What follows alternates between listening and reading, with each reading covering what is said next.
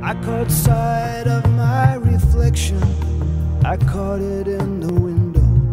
I saw the darkness in my heart, I saw the signs of my undoing. They had been there from the start, and the darkness still has work to do. The knotted cords untying, the heated and the holy, oh, they're sitting there on high, so secure with everything they're buying. Politics 101 Introduction. This is the face of Gaius Julius Caesar, imprinted on a coin from the era of the early Roman Empire. Julius Caesar was a general in the Roman legions, whom had conquered Western Europe and southern Britain for the Italian Republic of Rome. In 49 BC, Julius Caesar returned from his conquests to face accusations by his former partner in the First Triumvirate, Pompey, and other enemies in the Roman Senate. By bringing his troops onto Roman soil, he broke the law of the Roman Republic. When Caesar crossed the Rubicon and entered the city of Rome, he uttered the infamous axiom, alia acta est, meaning, in Latin, the die is cast. Caesar, during his 5 years as dictator of the Roman government, wrote a new constitution with 3 main objectives. 1. To suppress all armed resistance in the outlying colonies. 2. To create a socially strong, centrally Roman nation-state. And 3. To make the entirety of lands conquered by Rome into a single cohesive culture. To limit opposition within the Senate to his implementation of his social agenda, Caesar appointed its proponents to positions in the Senate, and to forward the cultural acceptance of his reforms, he passed a series of laws that remade every citizen of the old republic into a citizen of the new empire of Rome. First, Caesar conducted a census, limited sales of luxury items, rewarded citizens with large families for repopulating Italy, abolished all trade guilds and labor unions as political revolutionary clubs, placed a term limit on all provincial governors, and restructured debt laws to abolish repayment of 1/4 of all money owed.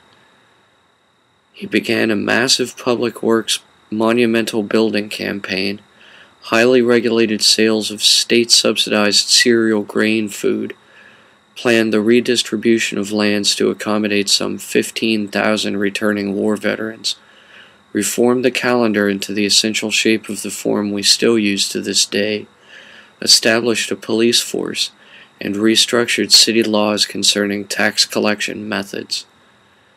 When he was killed, he had plans in the works for further monumental building public works projects, as well as 2 or 3 enemy nations picked out for possible military expansions.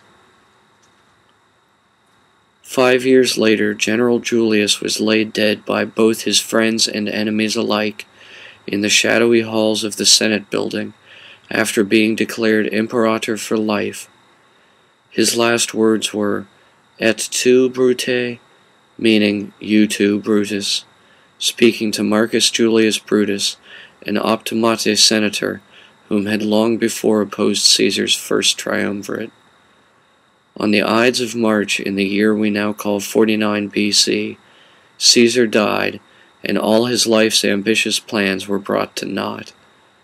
His legacy remains, however, in the saying attributed to Christ regarding the duality of nature and spirit, "Render unto Caesar what is Caesar's, and unto God what is God's." Due to bold debt law reforms made by Julius Caesar, the coinage of Rome increased in value, and what had been a city of bricks became a city of marble, due to the replacement of lead-lined coins with solid gold. Thanks to the senators who assassinated Caesar, he did not live to see these reforms pay off. The imprint emblazoned on this gold coin from the later Roman Empire, the opposite side from the face of Rome's beloved imperator for life, Gaius Julius Caesar, commemorates his murder at the hands of his enemies in the Senate. The title Emperor of Rome became synonymous with his own name, Caesar, when soon after his death his adopted nephew Octavian defeated Mark Antony and disestablished the second triumvirate to become the first Emperor of Rome and the second Caesar to reign. Let us consider the symbolic imagery printed on the paper money issued by the USA today. Here we can begin to see the baseless dualism at the foundation for the entire economic dialectic house of cards can be easily eroded away by a simple enough reapplication of understanding of basic social ethics and cultural morals. To begin with, we can see the triplicity inherent in the design between the twin circular seals on either side of the back of a dollar, and the slogan for the bill's value in between them. On the left we have the reverse of America's Great Seal, on the right the front side of the same symbol, and in between them a slogan. The eye in the pyramid is on the left, the national bird is on the right, and between them is printed the word, one. Above this word we find in small print a pledge of our nation to the single deity of conceptual monotheism, the slogan, "In God We Trust." While this may seem an innocuous enough slogan to find on money in a nation founded by supposed monotheists, it expresses an explicit conceit that results in pitting one monotheist person against another over the definition of, and thus existence of, an otherwise shared monotheist concept. This causes conflict between Christianity and Islam over the issue of the Hebrew faith in the same form of contest as that between Cain and Abel for the favor of their father, Adam's God. In truth, democracy is founded on an autonomy from religious beliefs, and thus to pledge allegiance to one nation under one God is to divide the nation's government against itself. If the separation of church and state is not sacrosanct, both must be held in doubt. The statement, "In God We Trust," being printed on our nation's money, makes it appear as though citizenship in our democratic government depended on our religious belief in a monotheist concept of God. This is, however, the opposite of the truth in this case. Democracy is based on rule by a plurality, as opposed to rule by a single deity as in the monotheist concept.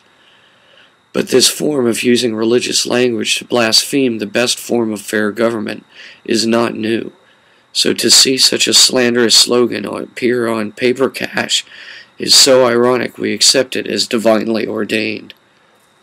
It is not. Nor is the God referred to on money the same God conceived of by the triple children of the Western monotheist traditions. The God meant by the word being placed in the context of being on money is, as taught by the great teachers of the monotheist religious traditions, closest to the monotheist concept of the devil. The devil, called Satan in all three monotheist traditions today, is symbolized by the evil eye, called the Ujat, Molech, or Malachio, of the great beast of 10 heads and 7 horns, called 2 Megatherion, whose gematria is 666, the same as the sum of the sun, magic number square of Sorath, who is both Satan, the blind demiurge father, and Lucifer, the fallen Antichrist son.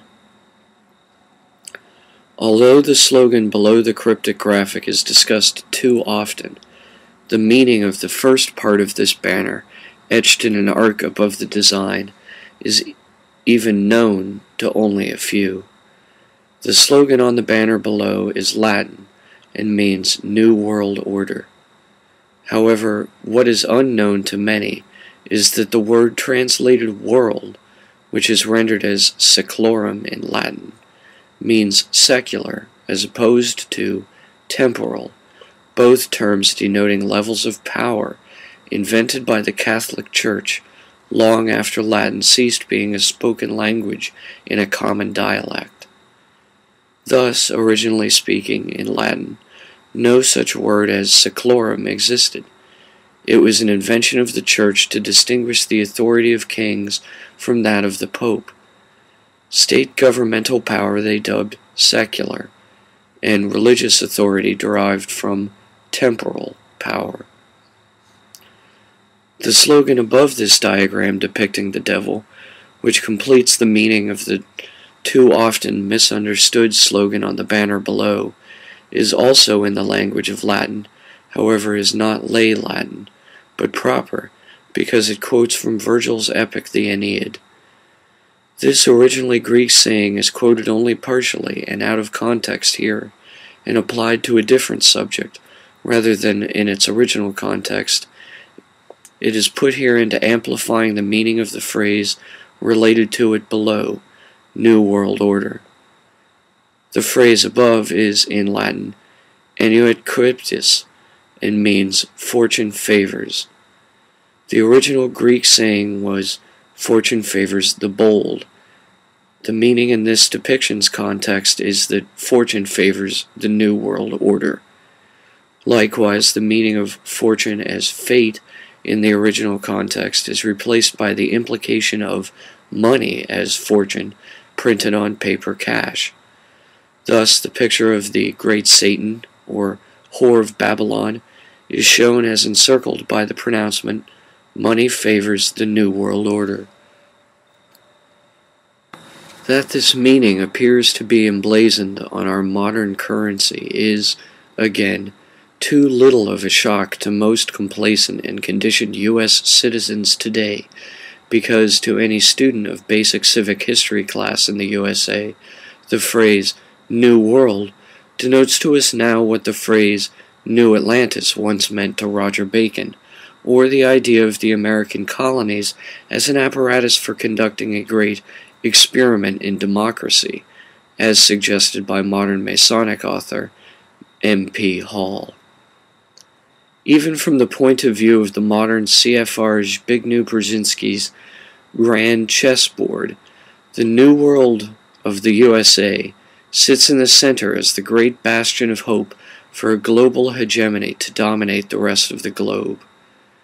Thus, to the common or average person on the street, this slogan is meant to denote that the old world of Europe takes its military commands as marching orders from the new world of the USA.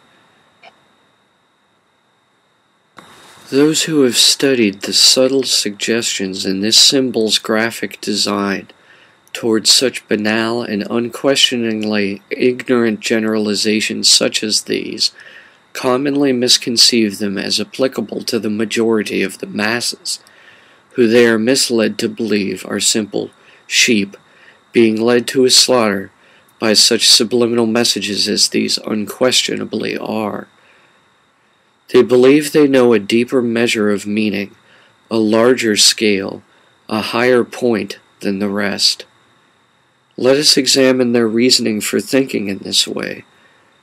The 13 steps of the pyramid symbolize the 13 original colonies, and the date, in Roman numerals, 1776, symbolizes the date of the signing of the Declaration of Independence, as well as that as the founding in Bavaria of Adam Weishaupt's perfectibilist Illuminati, or order of illuminated seers. Never mind yet that if this date had any sinister implication, it would be in its relation between the Mundi and Lux calendars of the Church and of Freemasons, or between this and the concept of this date on the Farsi, lunar pre-Muslim, Hajj-dated calendar used by Weishaupt in the Illuminati. The architecture of the pyramid structure inspired the